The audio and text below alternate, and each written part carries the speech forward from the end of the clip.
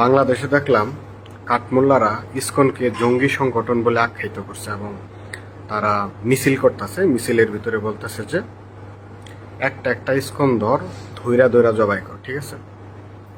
এবং তারা বলতেছে ইসকন নাকি একটি জঙ্গি সংগঠন, সন্ত্রাসবাদী সংগঠন।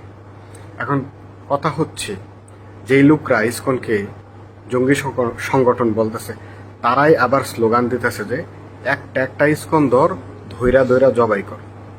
আচ্ছা, এরকম বক্তব্য যদি কেউ দেয় তাহলে সন্ত্রাসী কারা, জঙ্গি কারা? আপনি মানুষকে জবাই করার জন্য প্রকাশ্যে স্লোগান দিচ্ছেন যে একটা ইসকন ধর ধৈরা ধৈরা জবাই কর। আপনি যদি মানুষকে জবাই করতে চান তাহলে আপনাকে কি মানুষ সন্ত্রাসী বলবে নাকি খুব ভালো মানুষ বলবে? অবশ্যই আপনি সন্ত্রাসী। আপনি যদি কাউকে জবাই করে হত্যা করতে চান আপনি তো নাম্বার 1 টেরোরিস্ট। এখন এই কথাগুলা কারা বলতেছে? মোল্লারা বলতেছে, কাঠমোল্লারা। তারা বলতেছে যে ইসকন একটা সন্ত্রাসবাদী সংগঠন। এখন ইসকন কি আদৌ সন্ত্রাসবাদী সংগঠন?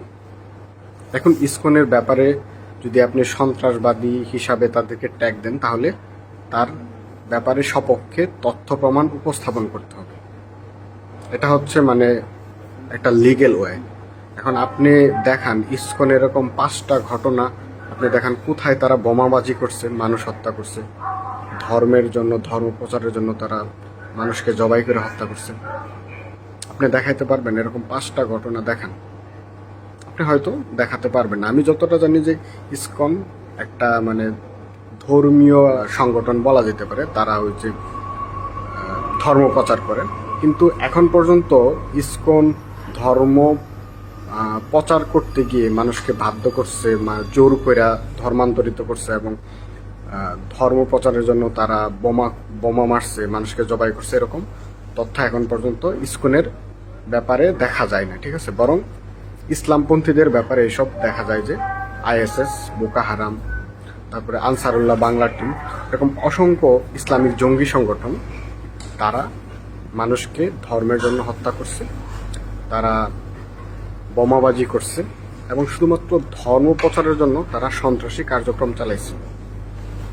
এখন একজনকে জঙ্গি, একজনকে সন্ত্রাসী তখনই বলা যায় যখন সে সন্ত্রাসী কার্যক্রম করে। এখন আপনি ইসকনকে তখনই জঙ্গি সংগঠন বলতে পারবেন, সন্ত্রাসী সংগঠন বলতে পারবেন যখন ইসকন কোনো সন্ত্রাসী কার্যক্রম করছে। এখন আমি তো বলবো ইসকন জঙ্গি সংগঠন নয়, কাঠমোল্লারা হচ্ছে জঙ্গি।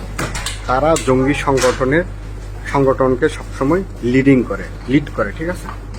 কাঠমোল্লারা নাকি শান্তি প্রতিষ্ঠা করবে, তারা নাকি বাংলাদেশে শান্তি প্রতিষ্ঠা করবে, সারা পৃথিবীতে শান্তি প্রতিষ্ঠা করবে। ভিন্ন মতের মানুষকে মানে জবাই করার হুমকি দিয়ে তারা আবার শান্তি প্রতিষ্ঠা করবে। মানে তারা কোন ধর্মের অনুসারী? যেই ধর্ম মানে মানুষকে বলে যে একটা ইসকন ধর ধৈরা ধৈরা জবাই করে, মানে একটা মানুষ ধৈরা জবাই করবে। যারা এই চেতনায় বিশ্বাসী, এটা ধারণ করে, তারা কিভাবে পৃথিবীতে শান্তি প্রতিষ্ঠা করবে? এটা একটা প্রশ্ন।